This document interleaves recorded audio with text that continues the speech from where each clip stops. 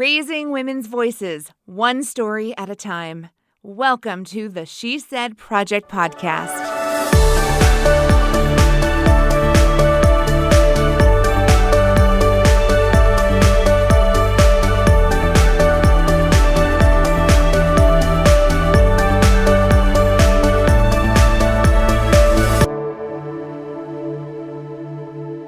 Well, hello, everybody, and you are listening to the She Said Project podcast. We are so glad you're here to join us today. I'm your host, Jeanette Jerzyk, National Director of the She Said Project. And with me always in the Zoom studio is Carrie Rosso, my co-host, one of the original founders and creators of That's What She Said and the She Said Project. So Carrie, welcome. Hi, how are you? It's been a minute. Hi. It has been a minute and I feel kind of excited because I feel like we're creating something new again. Here we are. We took the podcast, we took Zoom, we took women telling their stories and sort of mushed it all together like a love child. And here we are. We're having a Zoom baby. Whatever. I'm not too old. So we started That's What She Said as a way for women to get on stage, be bold, be brave, and share personal stories. We launched the She Said Project podcast as a way to share those stories with an even larger audience and then start combining stories from women from different communities, different cities. The show has appeared in Champaign, Illinois. The show has appeared in Bloomington, Illinois, and it's actually in the works to appear in more communities live. However, I don't know if you've heard, something happened in 2020 and live events are not really a thing. So we've had to pivot like many other people and organizations. And yeah, so instead of producing a live show in the second half of 2020, we went virtual. We actually launched full on She Said Productions on the Zoom, and it was a huge learning experience, but I'm so grateful we got to do that. And one of the huge benefits was connecting women from different cities in different states and different communities, coast to coast. We were no longer locked in to just where we physically were in our town. As usual, since the beginning of this project, I'm always sort of the one like, can't do it, not going to happen. And when you first came with this idea, of course, I was the first one to be like, no. And then as I was watching these virtual events and seeing the connections of these women, and our guest today, Lisa, spoiler, was one of them that literally I was hiding in my garage from my rowdy crew watching it. And I was so gut punched by her story. And when it was over, I thought, yet again, I had to eat my words and I was proven wrong. These stories connect women across all platforms. And we set out to prove that we could still connect with women through the power of their stories, even if we were not in the same room with them. So with that, let's introduce today's guest from Torrance, California. Please welcome Lisa Kumagai. Hi, Lisa. Hello. Thank you so much for having me. Thank you so much for patiently listening to Carrie and I babble and introduce, the She Said Project podcast. This is so cool and such an honor because you and I met via Zoom. We've never met in person. And now through Zoom, we're continuing our mission of sharing women's stories and recording our podcast this way. You are the first guest we've had on the podcast who actually appeared in our virtual show instead of our live showcase. So it's an honor to have you. Thank you for sharing your time with us today. Oh, it's an honor to be asked, and it was a wonderful experience. So thank you so much. So perfect. Tell us, what you thought about, oh my goodness, I've been invited to speak in this story sharing showcase. Like what did you think when you were first invited to join and be part of the show? I was excited. I was honored. I mean, when I heard about what the She Said Project is about, it just resonated so deeply with me, and just the idea of connecting women and people in general too, through stories and life experiences. And just, it's always been my belief that we are all more connected than we are separate. And so, to do it through stories and to hear other women's stories that I was able to do as well was just very powerful. And I'm just so honored and grateful that I had this experience and to be a part of this still. So thank you. Yay. Now you shared a story on the virtual show that was really deeply personal about a tragedy in your life. Can you give our audience just a little overview of the story you shared and why? Yeah, so my story is I was married for 14 years to a man who, like we all start out, that was my forever after, my best friend in life. And life kind of took a toll on us, and he battled with mental illness towards the end of our marriage. And 5 years ago, he lost his battle and committed suicide. So my story showcase was about kind of the events leading up to that tragic day and sort of my healing journey since then. We have two children together, and having to parent, single parent, and really help my children as well get through all of that has been a big part of all of our journeys. And so I just wanted to share that because, after it happened to me, I just felt so alone that I didn't know of any other people that had gone through anything similar. But once I started looking around, Facebook groups, all of that, like it really is more common, unfortunately, than we believe.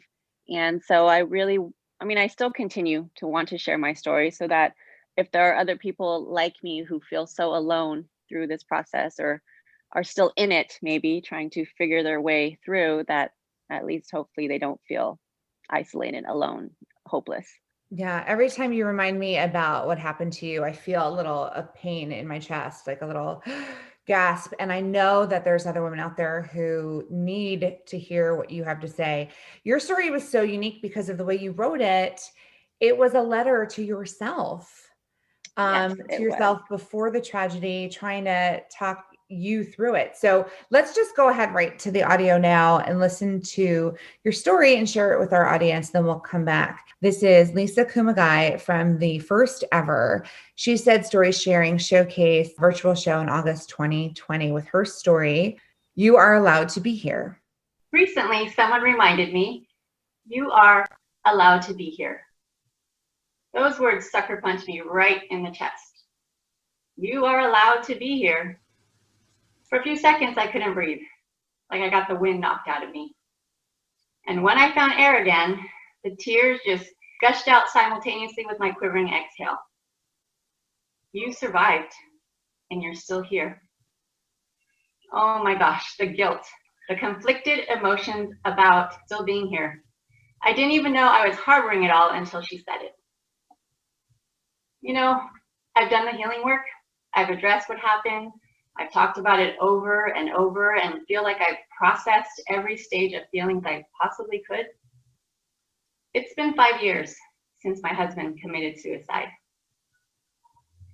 And until that one phrase was spoken, I had no idea that I felt guilty for being alive. I look back at this event that split my life in two, who I was before and who I'm trying so hard to be after. How do I cope with knowing that I'm still alive and he isn't? So I did what felt natural to me, and I started writing. I wrote a letter to me before being a widow and a single mom, before living in a new place, building a business, establishing a new normal, before I had to figure out how to fall in love again, and before I felt guilty for being alive. Dear Lisa, I promise I see you.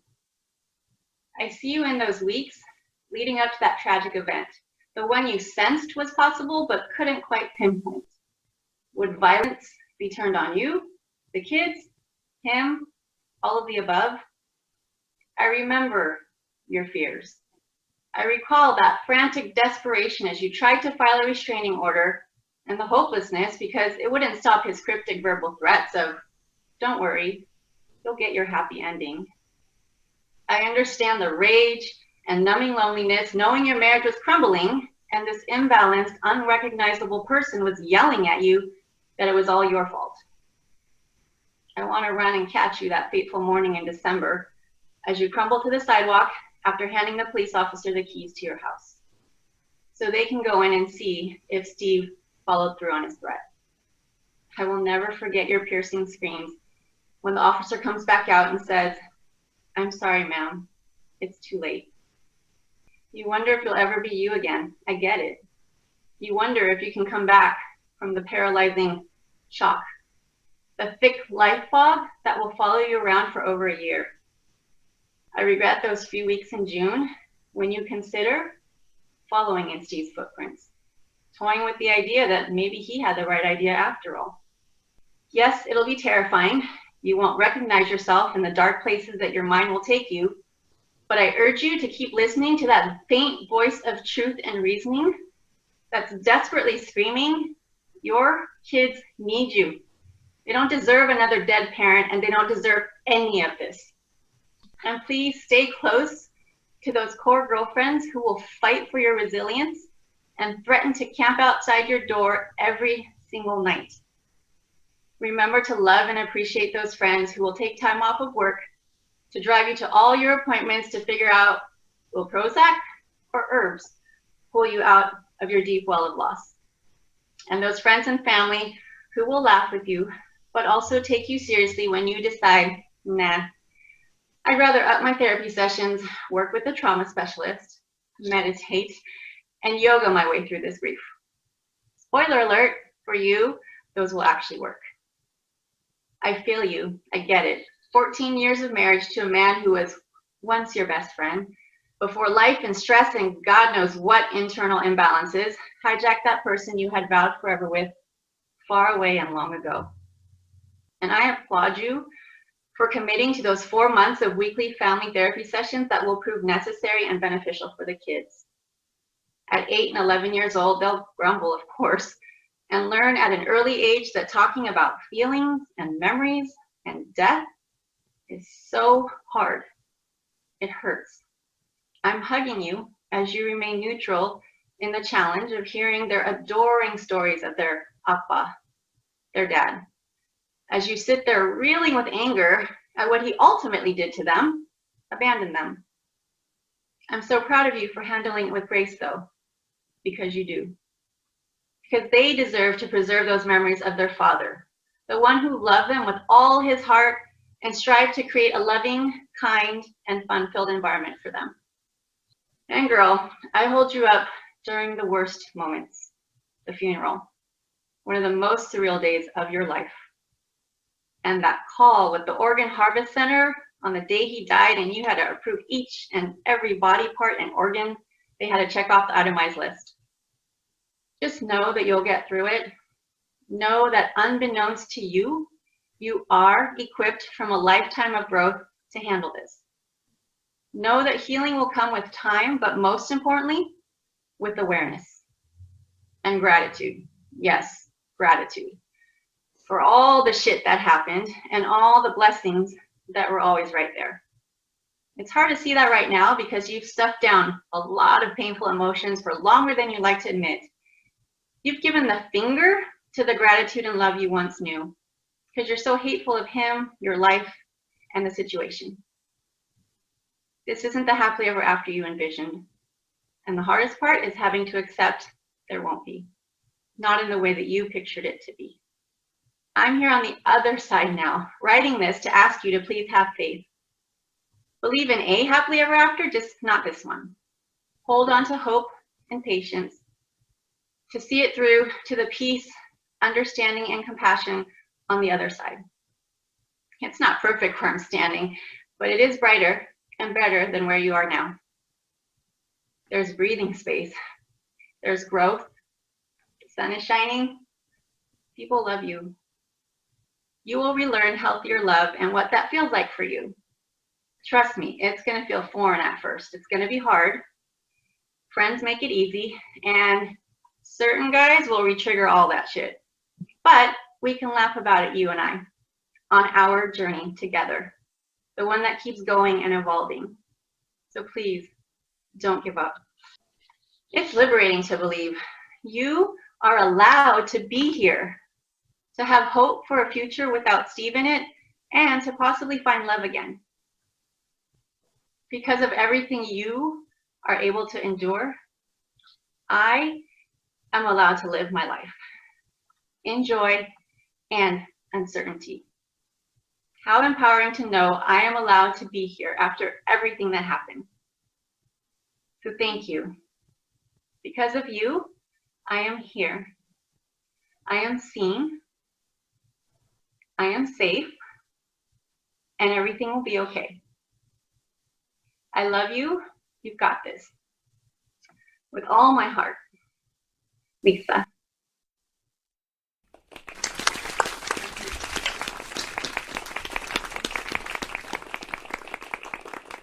Wow, Lisa, listening to that one more time takes me right back to the virtual show and that intimate moment in your life that you shared with our audience. First and foremost, thank you. What were some of the reactions that you got to being that vocal about your story? I had actually shared parts of my story ever since things have happened in different platforms. And, my closest friends knew most of obviously what had happened, but for other friends who listened in on the showcase to kind of hear my story more in its entirety, they were really taken aback, but they were also very supportive and shocked. It was definitely a healing for me too, another level of healing to be able to have that space to express even deeper and more detail the things that had happened. I had written that letter maybe a couple years after it happened, and then to have this place to be able to share it vocally and just from the heart, and it just took it to a whole other level of just really feeling those words and living those words and sharing those words. So it was very powerful all around. Yeah. How about your family? Were they supportive? Were they worried about the reaction or worried about how that would be for you? No, they were very supportive. I mean, my children don't know all of that still. My son does actually. He listened to it afterwards and he was also shocked. He was like, "Wow, mom, I didn't know that some of those things had happened." So that also together with him, it was a healing experience that we kind of talked through some things and he had questions and, very open. So we talked about it. My daughter, she's 13. She still doesn't know all of it and not quite ready to go there with her yet. So yeah, so she knew I did this showcase, but she doesn't really know the details of it.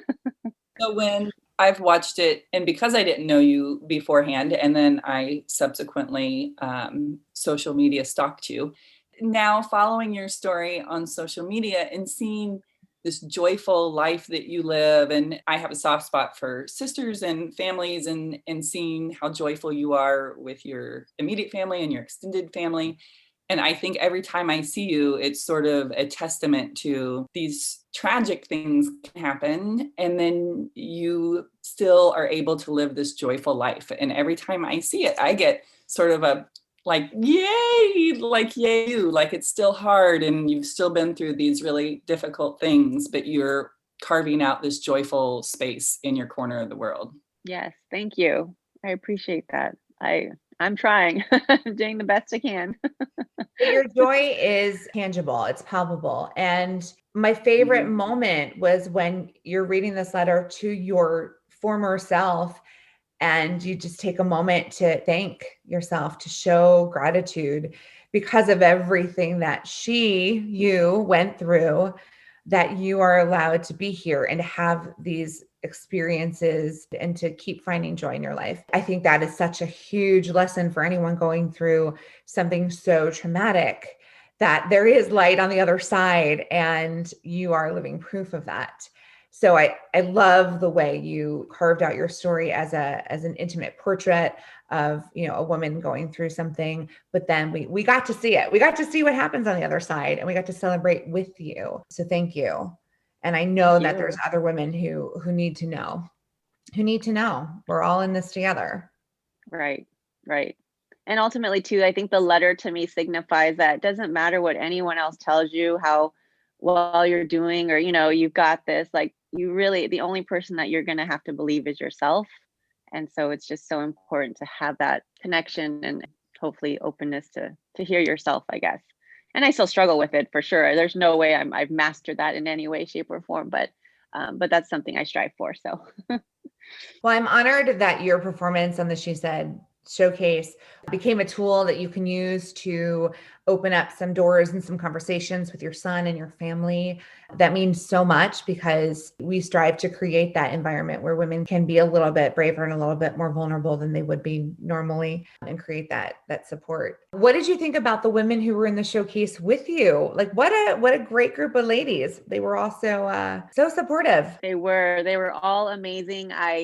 All of their stories were so powerful, resonated with me. And just, even though I never got to meet them in person yet, but just being on Zoom together, it was just this great energy and just proof that as long as you're somehow connected and, whether virtual or whatever, you feel it and it feels good.